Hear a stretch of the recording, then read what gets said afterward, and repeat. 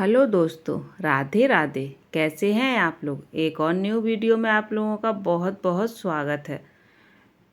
तो आज हम आप लोगों से बात करने वाले ही है सिलाई के टॉपिक पर। ठीक है, किस तरह से हमें सिलाई करनी चाहिए और सिलाई करने का सही तरीका क्या है, कब हमें सिलाई करनी चाहिए, कब हमें कटिंग करनी चाहिए और कब हमें फिनिशिंग करनी चाहिए सिले हुए कपड़ों में। तो आज इसी टॉपिक पर आज आप लोगों से बात करने वाले हैं। जो हाउसवाइफ हमारी समझ नहीं पाती कब हम सिलाई करें, कब हम कटिंग करें या कब हम फिनिशिंग करें, तो उनके लिए ये वीडियो बहुत ही आसान होने वाला है। तो बने रहिए आप लोग हमारे वीडियो में, फुल वीडियो को ज़रूर वॉच करिएगा। ठीक है, तो सबसे पहले बात करते हैं, यहाँ पर करनी थी हमें ब्लाउज की कटिंग। तो गर्मी इतनी ज़्यादा हो रखी है, मैं पंखा चला रही थी इसलिए बार बार हमारा ये अस्तर उड़ रहा था, जिसके कारण हमें बार बार इसको संभालना पड़ रहा था। बट कोई बात नहीं, हम इसको संभाल लेंगे। हम क्या करते हैं, सबसे पहले जब भी हम कटिंग करते हैं तो जो हमारे ब्लाउज आता है नाप का, उसका पूरा नाप लेकर के हम उसी अस्तर पर लिख लेते हैं, क्योंकि इससे ये होता है कि बार बार हमें नापने की ज़रूरत नहीं पड़ती है और फिर बार बार हमारा जो टाइम होता है वो बर्बाद नहीं जाता, वेस्ट नहीं जाता है। तो एक बार हम पूरा ब्लाउज नाप लेते हैं और उसके बाद अस्तर पर लिख लेते हैं और उसके बाद फिर हम कटिंग करते हैं। तो मेरा ये तरीका होता है कटिंग करने का। ठीक है, कुछ लोग बार नापते जाते हैं, कट करते, निशान लगाते जाते हैं, फिर उसके बाद कटिंग कर देते हैं। बट मैं सबसे पहले पूरा नाप लिख लेती हूँ और उसके बाद फिर निशान लगाती हूँ ब्लाउज में। तो इससे ना मेरा थोड़ा सा टाइम बच जाता है। ठीक है, तो यहाँ पर सबसे पहले हम अस्तर पर सारे निशान लगाएंगे ब्लाउज के। ये वाला ब्लाउज हमारा बिना तीरा के ब्लाउज है, सिंपल ब्लाउज। यहाँ देखिए हमारी तरफ थोड़ी सी आउट एरिया पड़ती है, तो डिजाइनर ब्लाउज बहुत ही कम लोग बनवाते हैं। हाँ, लेकिन सादा जो ब्लाउज होते हैं वो मेरे पास बहुत ज़्यादा आते हैं बनने के लिए, और मेरी जो सिलाई है ना वो लोगों को बहुत पसंद आती है। सभी लोग हमारी सिलाई की तारीफ़ करते हैं। तो जो डिजाइनर ब्लाउज होते हैं ना वो बहुत कम लोग बनवाते हैं, लेकिन सिंपल ब्लाउज खूब सारे मेरे पास आ जाते हैं बनने के लिए।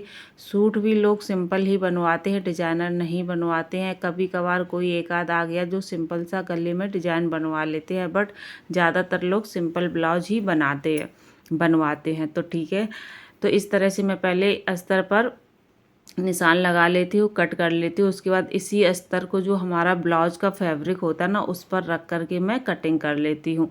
तो आप लोगों को क्या करना है, देखिए सुबह उठ कर के सबसे पहले तो आप लोगों को अपना फ्रेश वगैरह होना है, अपने आप को एकदम से ताज़ा महसूस करना है, थोड़ा सा मतलब अपने आप पर ध्यान देना। उसके बाद घर के जो काम होते हैं उनको कंप्लीट करना है। देखिए सबसे पहले घर के काम एक हाउसवाइफ के लिए ज़रूरी होते हैं, उसके बाद जो भी एक्स्ट्रा काम होते हैं वो करने होते हैं हम लोगों को। तो सबसे पहले आप उठ कर के अपने घर के सारे काम कंप्लीट कर लीजिए, जो भी आपके डेली के काम होते हैं, घर की साफ़ सफाई करना, नाश्ता वगैरह बनाना। खाना देखिए जब नाश्ता थोड़ा सा हैवी हो जाता है तो खाना फिर हम लोग दोपहर में बनाते हैं, तो उसकी कोई टेंशन नहीं रहती है। तो नाश्ता वगैरह बना करके जब आप फ्री हो जाओ उसके बाद आपके पास जो भी सिलाई है तो उस सिलाई में सबसे पहले आप सिलाई को देख लीजिए कि कौन सी सिलाई हमें सबसे पहले देनी है कस्टमर को, वो वाली सिलाई आप उठा लीजिए। ठीक है, मैं तो इसी तरह से करती हूँ कि जौन सी सिलाई मुझे पहले देनी होती मैं पहले उसी पर काम करती हूँ, और दूसरी जो कस्टमर थोड़ा सा टाइम दे देते हैं उनकी सिलाई बाद में करती हूँ। क्योंकि देखिए मैं अपने हाथ से ही पूरा काम करती हूँ, कटिंग करना या फिर फिनिशिंग करना या फिर सिलाई करना जो भी होता है पूरा मैं ही करती हूँ। कभी कभार जब ज़्यादा काम आ जाता है तो फिनिशिंग के लिए ब्लाउज बाहर दे देती हूँ। अगर नहीं मतलब कुछ कस्टमर ना टाइम दे देते हैं तो उनका काम मैं खुद फिर करती हूँ, अपने हाथ से ही फिनिशिंग वगैरह करती हूँ। और जो कस्टमर कुछ जल्दी वाले होते हैं तो मेरे पास इतना टाइम नहीं कभी कभार हो पाता है तो मैं ब्लाउज बाहर दे देती हूँ, अदरवाइज़ मैं अपने हाथ से ही करती हूँ।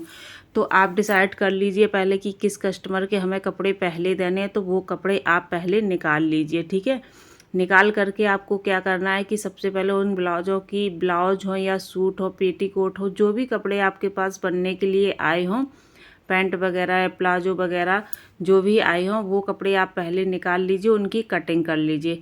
कटिंग करके और जो निशान वगैरह होते हैं वो सब आप लगा करके उनको कंप्लीट कर लीजिए। ठीक है, तो यहाँ पर देख सकते हैं मेरे ब्लाउज़ का पूरा मतलब जो भी जहाँ से भी कटिंग करनी थी, जो निशान लगाने थे, मैंने एक साथ सारे लगा लिए, प्लेट्स वगैरह के भी लगा लिए हैं और उसके बाद मैं कटिंग कर लूँगी। ठीक है, तो आप भी यही किया करें कि सबसे पहले आप जो भी आपको कपड़े पहले देने हैं वो कपड़े निकाल करके उनकी आप कटिंग कर लें। ठीक है, आपको नाश्ता करने के बाद टाइम मिल जाता है ना, उस टाइम में आप जो भी आपके कपड़े हैं ना उनको कटिंग कर लें। कटिंग करते समय ही जहाँ जो भी निशान लगाने हैं वो आप लगा लें। जो भी मतलब गला बनाना है उसकी पट्टियाँ, अगर ब्लाउज है तो सारी पट्टियाँ वगैरह भी काट लें, सूट है तो बकरम पर गला वगैरह भी काट करके कंप्लीट करके आप पूरा रख लें। जब भी आप कटिंग करते हैं उसी समय आप पूरी हर चीज़ की कटिंग करके रख लें। ठीक है, और एक कतरन से बांध करके उसको रख दें। इससे ये होगा ना कि आपको बार बार मशीन से उठ करके कटिंग नहीं करनी पड़ेगी। जब भी आप सिलाई करने बैठेंगे तो बस आप सिलाई कंटिन्यू करती चली जाएंगी, बार बार आपको कटिंग करने की ज़रूरत नहीं पड़ेगी। ऐसा आप करेंगे तो आपके लिए काम बहुत आसान हो जाएगा। और जब भी आप कटिंग वगैरह किया करें, लगे हाथ उसकी नलकी वगैरह भी सेट करके रख दिया करें।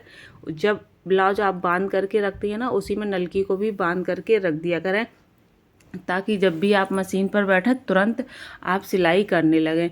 तो जब आपकी कटिंग कंप्लीट हो जाए उसके बाद देखिए, कटिंग में भी थोड़ा सा टाइम लगता है। अगर हमने 2-3 कपड़े इकट्ठे काटने हैं, अगर जैसे 2 ब्लाउज काटने या 3 ब्लाउज काटने या सूट वगैरह हमें काटने हैं ना, तो उसमें टाइम लग जाता है, करीब आधा पौन घंटे का टाइम आराम से लग जाता है। एक ब्लाउज काटने में 15 से 20 मिनट का टाइम लग जाता है अस्तर वाला ब्लाउज काटने में। जब हम सादा ब्लाउज़ काटते हैं तो वो 10 से 15 मिनट में कट के तैयार हो जाता है, बट अस्तर वाला ब्लाउज़ में 15 से 20 मिनट भी लग जाते हैं कटिंग करने में। तो इस तरह से अगर हम 3-4 कपड़े इकट्ठे काटेंगे ना तो हमें आधा पौन घंटा लग जाएगा।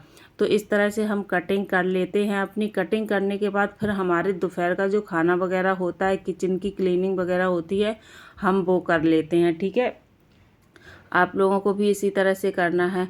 वो करने के बाद फिर आपको क्या करना है कि आप लोगों को देखिए, थोड़ा सा अपने शरीर को भी आराम देना बहुत ज़रूरी होता है। जब आप अपने शरीर को एक्टिव रखेंगी और उसको पूरा आराम देंगी, पूरा उसका ध्यान रखेंगी, तो अपने शरीर से जितना चाहे उतना आप काम ले सकती हैं।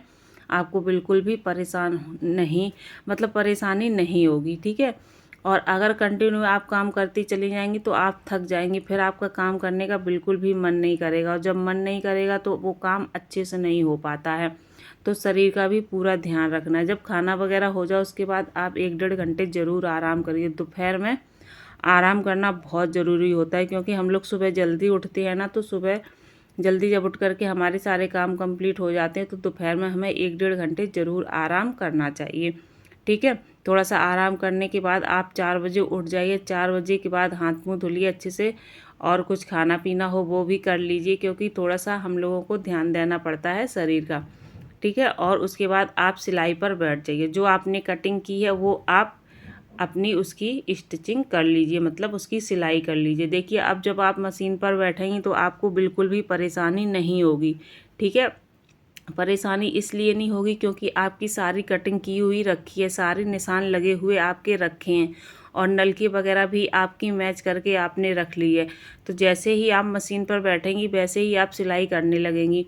मेरा तो यही तरीका होता है, मैं पूरा कंप्लीट करके रख देती हूँ। कभी कभी नलकी को मशीन में भी सेट कर देती हूँ, बाइबिन वगैरह भी भर करके रख देती हूँ, और फिर मशीन पर बैठती हूँ तो लगे हाथ सिलाई करके पूरी कंप्लीट कर लेती हूँ। तो इस तरह से आप ब्लाउज़ बनाएं या सूट बनाएं तो 1-1.5 घंटे में आप सूट और ब्लाउज़ कंप्लीट भी कर लेंगी। ठीक है, इस तरह से। और उसके बाद आपको क्या करना है कि आपका जो भी मतलब सिलाई कंप्लीट हो जाए उसके बाद आपके जो घर के काम हैं उनको भी आप देखो, करना तो आपको ही है, तो आप उन काम को भी देख लीजिए। ठीक है, जब आप उस काम को भी कंप्लीट कर लेंगे, फिर अगर शाम को खाना पीना खाने के बाद आप टहलने जाती हैं तो टहल लीजिए, या फिर आपके पास थोड़ा सा टाइम बचता है तो उस टाइम में आप अगर आप चाहें तो फिनिशिंग वगैरह कर सकती हैं थोड़ी बहुत। अगर नहीं आपको करनी है तो आप दूसरे दिन कर सकती हैं। वैसे मैं तो यही करती हूँ कि शाम को खाना पीना खाने के बाद मैं टहलने तो नहीं जाती हूँ बाहर, थोड़ा बहुत घर में ही इधर उधर हो लेती हूँ और उसके बाद अपना काम देखती हूँ। सभी लोग टहलने बाहर निकल जाते हैं तो उस टाइम में मैं या तो अपना वीडियो की सेटिंग कर लेती हूँ, या फिर अपने जो मेरी सिलाई की हुई रखी है होती है उसकी मैं फिनिशिंग कर लेती हूँ। तो हमारा एक दिन में जो काम होता है वो एक दिन में ही कंप्लीट हो जाता है, दूसरे दिन के लिए मेरा नहीं रहता है। ठीक है, जैसे ब्लाउज मैंने आज बनाया, आज कटिंग कर ली, एक टाइम में मैंने कटिंग कर ली, एक टाइम में मैंने उसकी स्टिचिंग कर ली, और थोड़ा सा मुझे टाइम मिला तो उस टाइम में मैंने उसकी फिनिशिंग कर ली। देखिए, सूट में ज़्यादा फिनिशिंग करने के लिए नहीं होता है, उसमें मुश्किल से 10 या 15 मिनट की ही फिनिशिंग होती है, क्योंकि गले में तुरपाई वगैरह करनी होती है और शोल्डर पर हमें चुट बटन लगाने होते हैं, और कुछ भी नहीं होता है। लेकिन ब्लाउज में फिनिशिंग करने में टाइम लगता है, उसमें करीब 30 से 35 मिनट आराम से लग जाते हैं ब्लाउज की फिनिशिंग करने में। ठीक है, काफ़ी काम होता है ब्लाउज में हाथ का भी करने के लिए।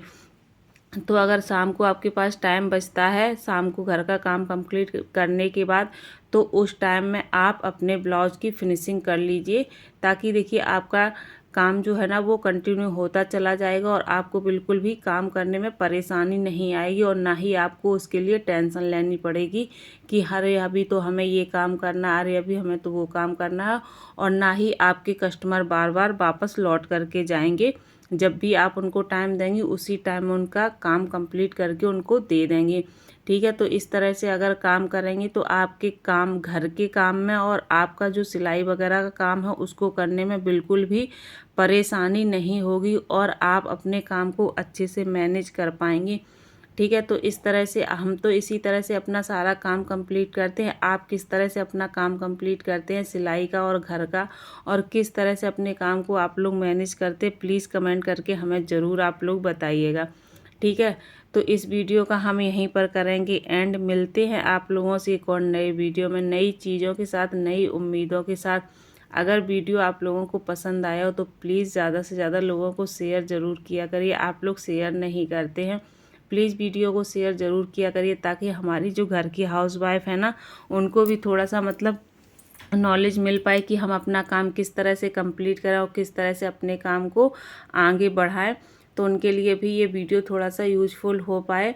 तो आप लोगों से रिक्वेस्ट है कि ज़्यादा से ज़्यादा आप वीडियो को शेयर ज़रूर किया करें, और अगर हमारे चैनल पर नए हैं तो प्लीज़ चैनल को लाइक, शेयर एंड सब्सक्राइब जरूर करना, साथ में बेल आइकन को प्रेस भी कर लेना, ताकि हमारे वीडियो का नोटिफिकेशन सबसे पहले आप लोगों तक पहुंचे।